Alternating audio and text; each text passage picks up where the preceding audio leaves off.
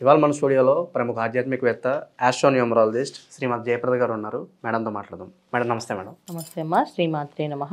Madam, ఫిబ్రవరి మాసంలో కన్యా రాశి వారి పరిస్థితి ఎలా ఉండబోతుంది? గ్రహస్థితి ఎలా ఉంది? ఎలాంటి రెమెడీస్ చేసుకుంటే బాగుంటుంది అంటారు? తప్పకుండా కన్యా రాశి వాళ్ళకి ఈ మాసం కాస్త సామాన్యమైన ఫలితాలే. ఎందుకు సామాన్య ఫలితాలు వీళ్ళకంటే అన్ని పనుల్లో అనుకూలంగా కనిపిస్తున్నప్పటికీ కూడా అవి అంత చేతికి అందవు. చాలామంది చేతికి అందలేదు అంటారు కదా, పంట చేతికి అందలేదు ఇంకా అని చెప్పేసి. అలాగా పనులు అయితే ఫాస్ట్గా అవుతాయి వీళ్ళకి. ఏ పనైనా కొంచెం గత మాసంతో పోల్చుకుంటే ఈ ఫిబ్రవరి మాసంలో కాస్త పనులు ఫాస్ట్గా అవ్వడం, అంటే ఉద్యోగ ప్రయత్నాలు చేసేవాళ్ళు కాస్త 10 చోట్ల అప్లికేషన్స్ పెట్టడము, ఎప్పుడు 2-3 చోట్ల పెట్టి వదిలేసిన వాళ్ళు 10-15 చోట్ల అప్లికేషన్స్ పెట్టడము. అలాగే ఉద్యోగ ప్రయత్నాలు చేసేవాళ్ళకి అలాగా, వ్యాపారం ప్రయత్నాలు చేసేవాళ్ళు వ్యాపారం విషయాల్లో కొన్ని స్థలాలు ఈ కాకుండా ఇంకా బాగా పెద్దగా స్థలాలు చూడడము, ఇంకా కొన్ని ఆఫీసెస్ మారుద్దాం అనుకోవడము, ఎక్స్పాండ్ చేద్దామని ఆలోచించడము, ఇవన్నీ కూడా మాటల్లో తర్వాత చేతల్లో స్పీడ్ వెళ్తుంది. కానీ కార్యక్రమం అక్కడ చేసేటప్పటికి కాస్త ఆగుతుంది. ఎందుకంటే ధనం అనేది కాస్త చేతికి అందదు. డబ్బు వస్తే కదా ఏ పని చేయగలం. వీళ్ళ కన్యా రాశి వాళ్ళకి చేతికి డబ్బులు అందవు. మిగతా అన్ని పనులు డబ్బులు రాకపోవడం ఎక్కువగా ఉంటుంది. సో బ్యాంక్ లోన్ ఇవాళ వచ్చేస్తుంది, రేపు వచ్చేస్తుంది అనుకుంటూ లోన్స్ మీద కాస్తంత ఈ పనులన్నీ ఎలా ఉన్నాయంటే వీళ్ళకి చూడడానికి చెప్పడానికి అన్నీ అనుకూలంగా కనిపిస్తాయి, అన్నీ అనుకూలంగా మాట్లాడతారు అందరూ వీళ్ళకి.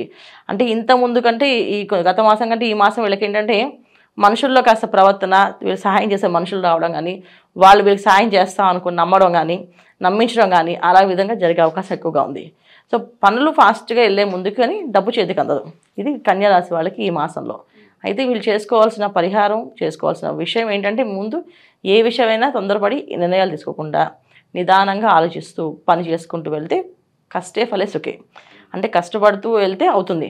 ఏదో వస్తుందని చెప్పి ఆశపడి వెళ్ళడం వల్ల చాలా ఇబ్బంది పడతారు. ఎందుకంటే ఇక్కడ ఎందుకు వస్తుంది ఆలోచన వాళ్ళకి, మీనరాశిలో శుక్రుడు ఉండడం వల్ల ఏంటంటే రాహువు శుక్రుడు కలిసి ఉండడం వల్ల కాస్తంత అలంకరణలకి, తర్వాత ఫ్యాషన్లకి తెలియని ఒక ప్రభావాలకు పడిపోయి, అంటే తెలియని ఒక ఆకర్షణకి లోనై చాలామంది ఏంటంటే చెడు సావాసాలు, చెడు వాళ్ళతో స్నేహాలు పెరగడం అనేది జరుగుతుంటుంది. అందులో అమ్మాయిలైనా అబ్బాయిలైనా. అమ్మాయిలు ముఖ్యంగా జాగ్రత్తగా ఉండాల్సిన అవసరం ఉంది. చెడు ఫలితాలు అనేది ఎక్కువగా అమ్మాయిలకి కనిపిస్తుంది ఈ మాసంలో. సో కన్యా రాశిలో ఆడపిల్లలు ఎవరైతే ఉన్నారో వాళ్ళు కాస్త కొత్త స్నేహాలు కానీ, కొత్త పార్టీలు వెళ్ళడం కానీ, వాళ్ళతో బయటికి వెళ్ళడం కానీ చేయకుండా ఉంటే మంచిది.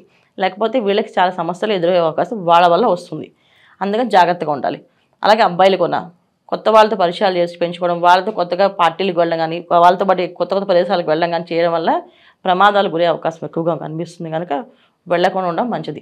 పాత స్నేహాలు, పాత పరిచయాలతో అలా నెమ్మదిగా ఎక్కడ ఉన్న వాళ్ళు అక్కడ నెమ్మది నడుచుకుంటూ వెళ్తే ఈ మాసం వీళ్ళు గట్టెక్కే అవకాశం ఎక్కువగా ఉంటుంది. లేకపోతే ఇప్పుడు అన్ని సుఖాలుగా కనిపిస్తాయి, తర్వాత అన్ని కష్టాలుగా కనిపిస్తాయి. అది ఈ మాసంలో వీళ్ళకి ఎక్కువగా ఉంది.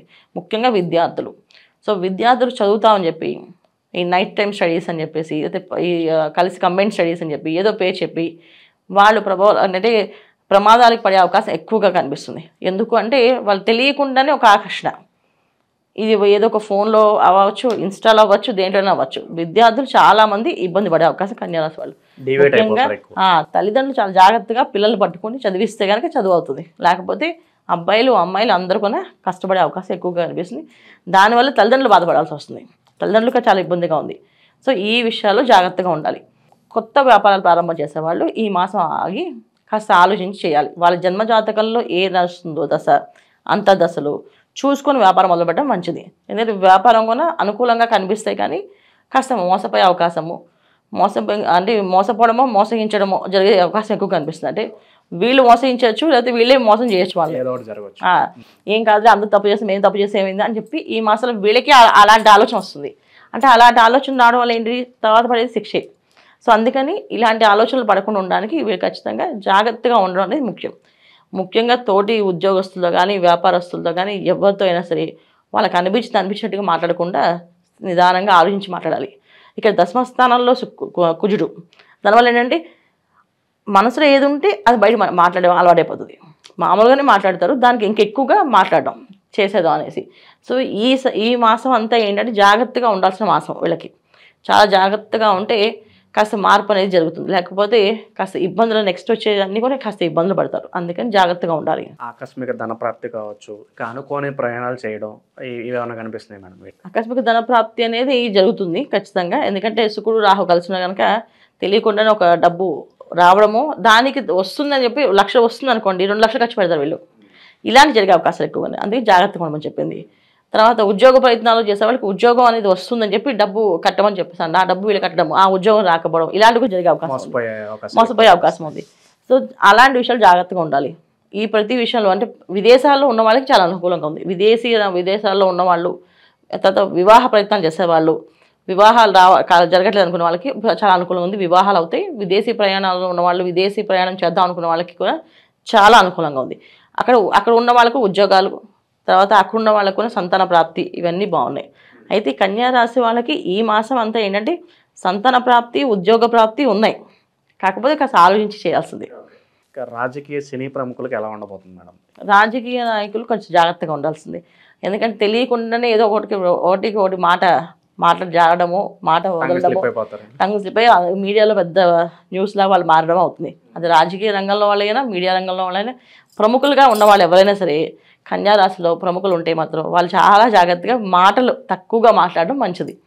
ఏదో ఒక మాట మాట్లాడినా అది సెన్సేషనల్గా అయిపోయి వాళ్ళు పెద్ద ఇబ్బంది పెట్టే అవకాశం ఉంది తప్ప వాళ్ళకి మంచి జరిగేది కాదు, చెడు జరిగేదే ఎక్కువగా అనిపిస్తుంది. ఇలాంటి అవకాశం ఈ మాసం ఎక్కువగా, ఎందుకంటే శుక్ర రాహులు కలిసి ఉండడం కానీ మీన రాశిలో చాలా జాగ్రత్తగా ఉండడం ముఖ్యం. ఇది వీళ్ళు చూసుకోవాల్సింది. మేడం ఇంకా మెరుగైన ఫలితాలు పొందడానికి కన్యా రాశి వారికి ఏదన్నా రెమెడీస్ ఉంటే తెలియజేయండి.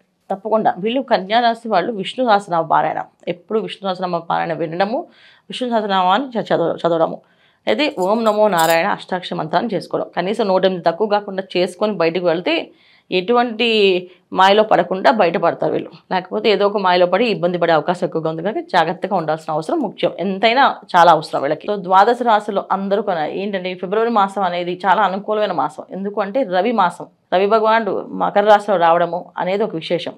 సో అక్కడి నుంచి మనం తర్వాత పుష్యమాసం అయిపోయిన తర్వాత వచ్చేది మాఘమాసం. ఈ మాఘమాసంలో ప్రతి ఒక్క కార్యక్రమము 10ంతల ఫలితం వస్తుంది. చిన్న పరిహారమైనా అది పెద్ద పరిహారం కింద, పెద్ద ఫలితం కింద వస్తుంది. ఒక చిన్న దీపదానం చేస్తాము, ఆ దానం అనేది 10ంతలుగా మనకు లాభం అవుతుంది. అంటే ఇంట్లో చీకటి అనేది ఉండదు. దీపదానం అంటే ఏంటి? దీపాలు దానం చేస్తే దీపం వస్తున్నారు కాదు, మన ఇంట్లో ఏ రోజు చీకటి కోణం అనేది ఉండదు, చీకటిగా ఉండరు. అంటే చీకటి కోణము అంటే ఏంటంటే చెడు పనులు చేయడం కానీ, చెడు వ్యవహారాలకు వెళ్ళడం కానీ, వ్యసనాలకి బలివ్వడం కానీ జరగదు అని అర్థం. సో దీపదానం. అలాగే అన్నదానం చేస్తే ఏంటంటే అన్నానికి లోటు ఉండదు అని అంటారు. అన్నానికి లోటు ఉండదు అంటే ఏంటంటే చాలామంది ఆహారం ఉన్నా తినలేకపోతుంటారు. సో ఎందుకు తినలేకపోతుంటే వాళ్ళకి రకమైన సమస్యలు, అజీర్తి సమస్యలు, ఏదో రోగ సమస్యలు, ఏదో ఒకటి, టైంకి అన్నం తినలేకపోవడం, టైంకి వేళకి తినలేకపోవడం అది జరుగుతుంటుంది. సో ఈ అన్నదానం చేయడం వల్ల అలాంటి ప్రాబ్లమ్స్ లేకుండా బయటపడతాం.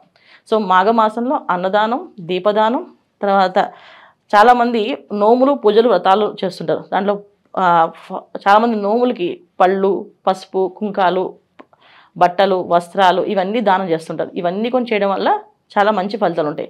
అయితే ఒక్కొక్క రాశి వాళ్ళు ఏం చేసుకోవాలి అంటే, మేషరాశి వాళ్ళు ఈ మాసం అంతా అన్నదానం చేస్తే చాలా మంచి ఫలితాలు.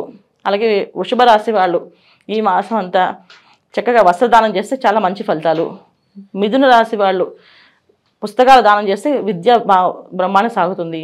అలాగే కర్కాటక రాశి వాళ్ళు ఏదో ఒక వస్తువుని దానం చేయడం, అంటే వెండి కానీ, రాగి కానీ ఏదో ఒక పాత్రను దానం చేస్తే అన్ని అనుకూలమైన ఫలితాలు కనిపిస్తున్నాయి.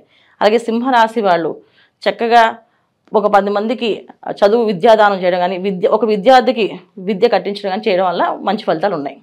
ఇలా ఒక్కొక్క రాశి వాళ్ళు చేసుకుంటూ వెళ్తే అన్ని అనుకూలమైన ఫలితాలు కనిపిస్తున్నాయి.